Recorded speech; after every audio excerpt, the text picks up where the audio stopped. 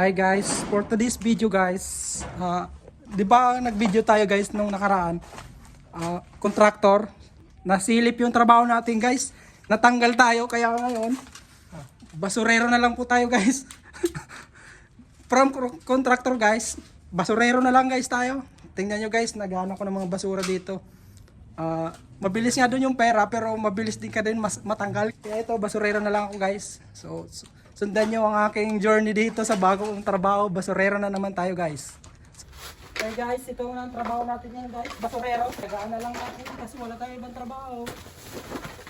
Basurero na lang.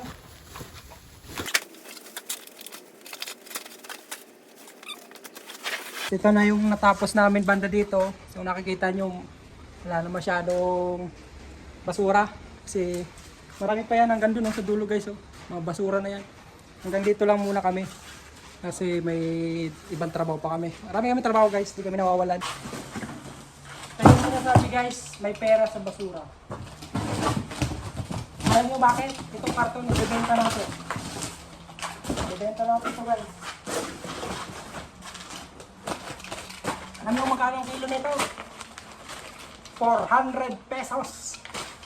Joke lang. 4 pesos lang guys. 4 pesos pero pwede na. Hindi tayo pinalad guys sa contractor eh. Natanggal tayo. Nasilip tayo eh. Kaya ito.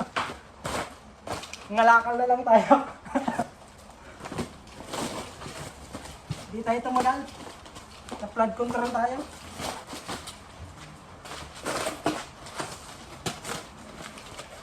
Kaya ito na lang ang ating trabaho yung pangalakal.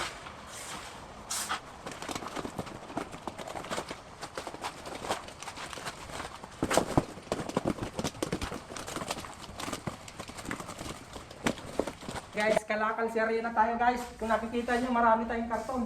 Karton, binta tayo karton guys. Guys, pera na to. Guys, paldo tayo dito, paldo. Paldo to, mabigat.